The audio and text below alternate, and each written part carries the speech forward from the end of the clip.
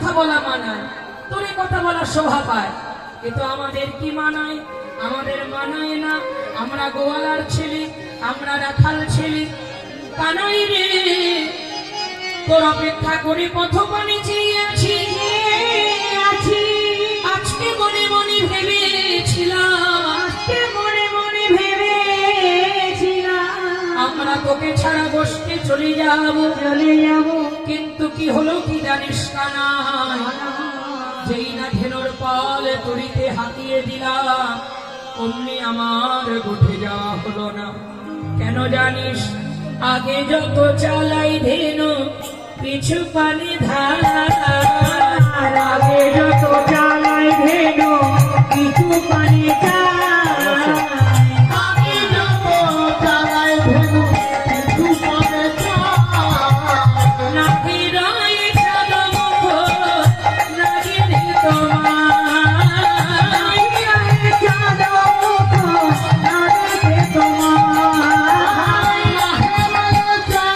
মুখ নাগে তোমার, আর নাহি নই চাঁদ মুখ নাগিনী তোমার।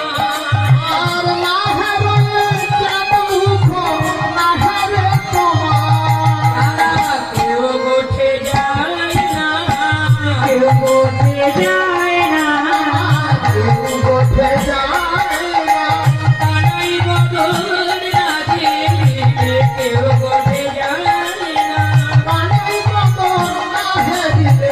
কেউ উঠে যায় না। কানাই ধেনুর পাল তুলিতে হাতিয়ে দিয়েছিল, কিন্তু কৃষ্ণ প্রেমীর ওরা কি বোঝে? কৃষ্ণ প্রেমীর কি ওরা জানে? আমরা যেই ধেনুর পাল তুলিতে হাঁকিয়ে দিলাম, পাছনের বাড়ি মারতে লাগলাম, তবু ওরা গোষ্ঠে গেল না। বারবার পিছন ফিরে তাকাতে লাগলো, আর তাকিয়ে দেখলাম চোখের জলে মুখের নামে ওদের বয়ান ভেসে যায়। মহাজন বলল, দেখো দেখো, ধন্য ধন্য ব্রজে পশু ধন্য। তাই বলে পশু ধন্য,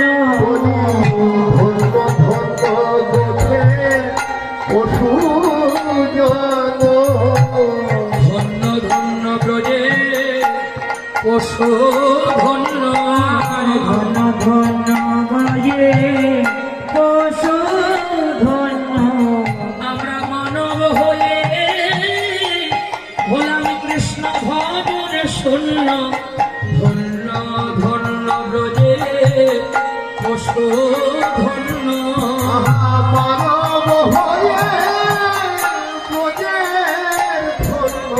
আমরা মানব হয়ে হলাম কৃষ্ণ ভজন শূন্য। ধন্য ধন্য ব্রজে পশু ধন্য।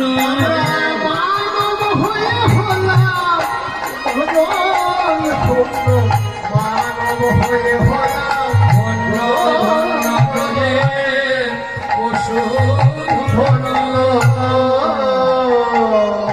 ওরা পশুকুলে জন্ম লাভ করে ওদের মানব জনম ধন্য হলো, আর আমরা মানুষ হয়ে কি করলাম বাবারা মায়েরা? থাকো, যেদিন মাতৃগর্ভে চরণী জঠরে ছিলাম, কথা দিয়ে এসেছিলাম পৃথিবীতে তোমার নাম করব, সেবা করব, কিন্তু সবই তো ভুল হয়ে গেল। সংসার মায়ার সেবা করে গেলাম, মায়ার যন্ত্রণা ভোগ করে গেলাম, কিন্তু যা বলবো বলে কথা দিয়ে এসেছিলাম তা আমাদের আর হলো না। কিন্তু ভগবান কত কৃপাময়, দয়াময়, করুণাময়, তিনি মনে করিয়ে দেওয়ার জন্য এসেছেন। কেন? ভবিতে ভবিতে কোন ভাগ্যবান জি গুরু কৃষ্ণ প্রসাদে পায় ভক্তি লতার বীজ। তুমি সাধু সঙ্গ করো, সাধু সঙ্গ করতে করতে কোন সাধু বৈদ্যের যদি কৃপা মিলে যায়, সেই দিন তার কাছে জিজ্ঞাসীয় সংবাদ আমার। এই কৃষ্ণ তত্ত্ব যদি সে বলিবারই পারে, গুরু বলে স্বীকার তুমি করিও সেই করবে। তোমার এই হৃদয় জমিতে কৃষ্ণ নামের বীজ রোপণ করবে, আর তাকে যজন যাজন করতে করতে দেখবে একদিন তোমার হৃদয় বাগানে অনুরাগের ফলে ফলে বাগান ভরে গেছে। মহাজন বলল, হে চাষি, এত সুন্দর তুমি মানব দেহ পেলে, কিন্তু বাইরের জমি চাষ করে গেলে ভগবান তোমাকে এত সুন্দর একটা দেহ জমি দিয়ে পাঠিয়েছে, তাতে তো তুমি ফসল ফলাতে পারলে না, আবাদ করতে পারলে না। তাই রামপ্রসাদ ঠাকুর তার একটি গানে বলেছে, ওরে বনি রে কৃষি কাজ জানো না মনে, জানো না ওরে বনি রে কৃষি কাজ জানো না মনে কৃষ্ণ জানো না এমন মানব জমি রইল পথে, আবাদ করিলে ফল তো সোনা। এমন মানব জমি রইল পথে ফসল ফলালে হইত সোনা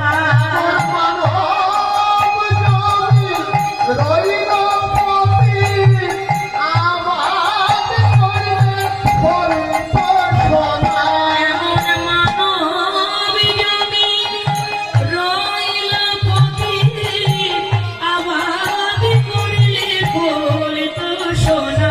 ওরে মন রে কৃষি কাজ জানো না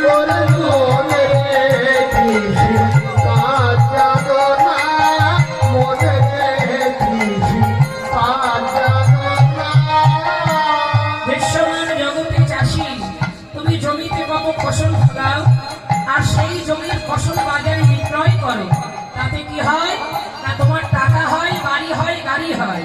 কিন্তু তোমার মানব দেহ জমি যে ভগবান একদিন সুন্দর করে এই ফুলের বাগানটাকে সাজিয়ে গুছিয়ে পাঠালো, তাকে তো যত্ন করলে না।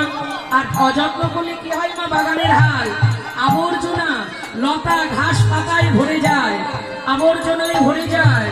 আর তাকে আবার কর্তন করতে, পরিষ্কার করতে নিড়ানির প্রয়োজন হয়।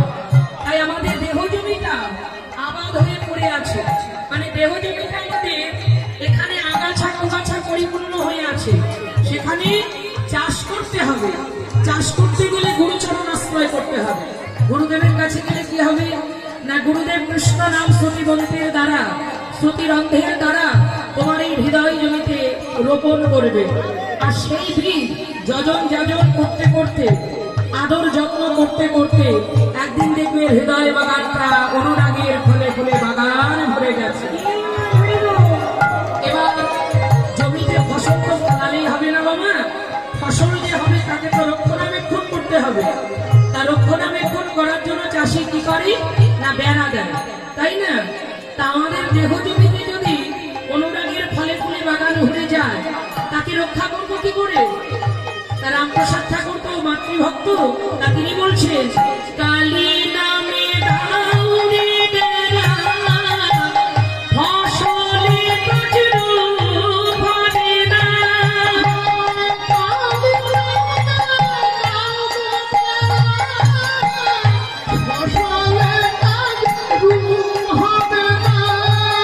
তুমি কালী নামে দাউরে বেড়া, ফসলে প্রচুর ফলে না।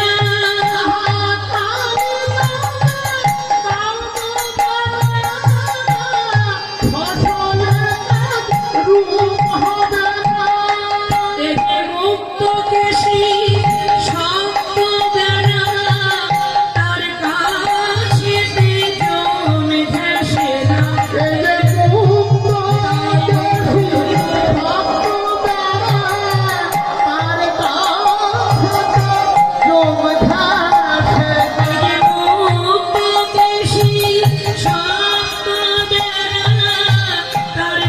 কাছেতে জমে ঘেঁষে না।